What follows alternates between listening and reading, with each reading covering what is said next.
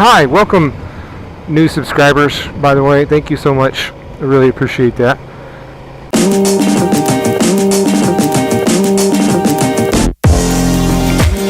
Alright, today on Thursday's Thoughts, I want to talk about insurance. And I want to talk about why you need insurance. Now, if you're watching this, there's a good chance that you're either into bikes or you have a bike, or you have multiple bikes.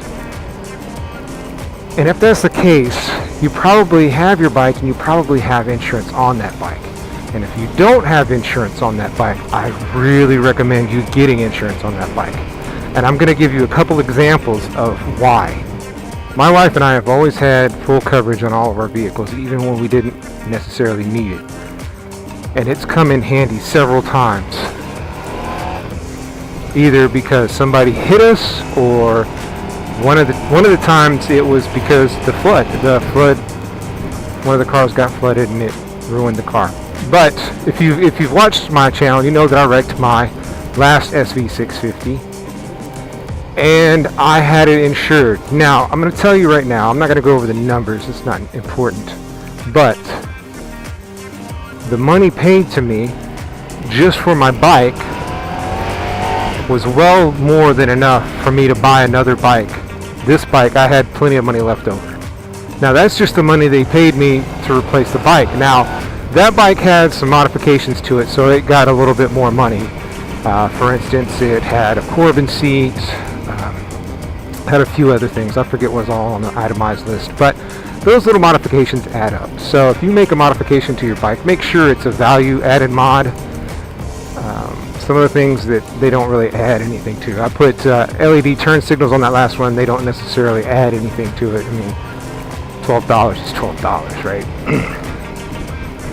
Now, if I'd had a custom exhaust, I would have gotten more money. But the point is, the insurance for my replaced well more than what I paid for my bike. Now, on top of that, it also paid for my safety gear, my jacket, my boots, my gloves. My gloves and my helmet were all covered at the cost that they were. So my helmet was $150-ish, and my gloves were $50, and my jacket was $100, and my boots were $50. So basically, they paid me $400 for my gear. Basically, it wasn't quite $400, but they paid for me to replace it. And now, in all honesty, the only thing that I had to replace was my helmet. The helmet was, once you get a helmet busted, that's it. There's no going back. Now, they also paid me for my medical expenses. They just cut me a check. Now, if I hadn't had insurance, I would have been out the money for the bike. I would have been out the money for the helmet. And I really believe that I could have rebuilt that bike. But considering the amount of work I would have put into it to rebuild that bike, I just took the money. I mean, they paid me quite a bit for that bike. Not enough to buy a new bike, but definitely enough to buy this bike. Now, the other part of that is, if you have a bike and you don't have insurance on it and somebody steals it, that's bye-bye money, bye-bye bike. You might as well, at that point, you might as well just take the money you spent on the bike, put it in a pile, and burn it. And scoop up those ashes and dump them down the toilet. Because that's what you do when you don't have insurance and your bike is stolen. There's no recouping that money. Now, I haven't had a bike stolen, but I know a few people that have. Some of them had insurance, some of them didn't. And the way I believe insurance works with stolen bikes is there's like a 90-day period for the cops to find your bike, and if they don't find it, then they write it off as a loss. But if you don't have insurance and your bike is stolen, it's just gone. So one of the biggest complaints that I've heard from having insurance on bikes is that it's expensive. And these complaints, there's two complaints I've heard, and both of these complaints came from from people who ride sports bikes. Now, the problem is sports bikes are always ridden aggressively. I rarely see anybody on a sports bike that doesn't just zip with it. Wheelies, reckless riding. But that's how those bikes are made. They're not made to just cruise. They're made to get out and, maybe you could do the speed limit on a sport bike, but you're going to get there quickly. Other types of bikes have pretty low insurance. Cruisers, for one, have almost like they're very low insurance.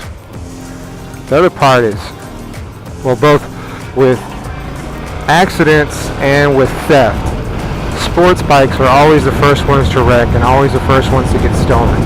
They're lighter, they're more performance oriented, they're ridden aggressively. The cruisers, for example, they're not ridden aggressively. Very rarely do you see somebody just get out there and do crazy stuff on a cruiser. Plus, cruisers are a little harder to steal. They're a lot heavier. You're not just going to pick one up and put it in the back of the truck and ride off. But the complaints that I've gotten with it, the insurance is pretty high for these bikes. Like a third the price of the bike. Somebody bought a bike for $3,000, their insurance was like $1,500 or $1,200 or something. Somebody bought another bike that was like $9,000, their insurance was like $3,500 or something. Something ridiculous. Now, if you got a bike and you're balking at the insurance because it's too high, the question I ask you is, how expensive is it to replace the bike? Should you wreck it? Should it get stolen? Is it worth that much? Personally, I don't ever want to be without a bike if I can help it. So I have mine fully covered.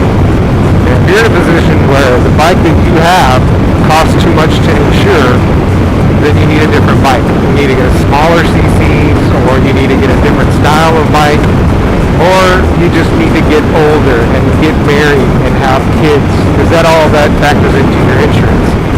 Now, I didn't necessarily put the research into the insurance on this bike when I got it, but I just kind of assumed that I'd be able to afford the insurance on it. And I would have really been let down if I'd have gotten a bike and then found out the insurance was crazy expensive. A lot of people in those kind of situations will opt, instead of going full coverage, will go liability, which is fine, but again, that covers damage to other people's vehicles and property. That doesn't cover the damage to your bike or theft. So again, liability insurance on a bike is the same as not having insurance on a bike.